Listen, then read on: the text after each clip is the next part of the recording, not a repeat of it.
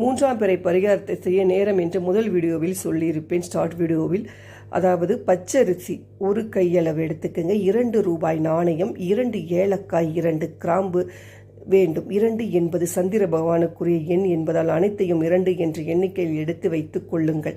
ஒரு சிறிய கிண்ணத்தை எடுத்துக் கொள்ளுங்கள். அந்த கிண்ணத்தில் ஒரு கைப்பிடி அளவு பச்சரிசியை போட்டுக் கொள்ளுங்கள்.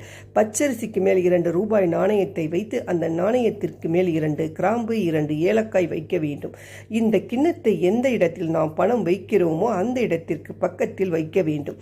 பீரோவாக இருந்தால் பீரோவிற்கு பக்கத்தில், லாக்கராக இருந்தால் லாக்கருக்கு பக்கத்தில் வைக்க வேண்டும். அன்று இரவு முழுவதும் இது அப்படியே இருக்கட்டும். மறுநாள் காலையில் பச்சரிசியை எடுத்து எறும்புகள் இருக்கும் இடத்தில் போட்டுவிட வேண்டும்.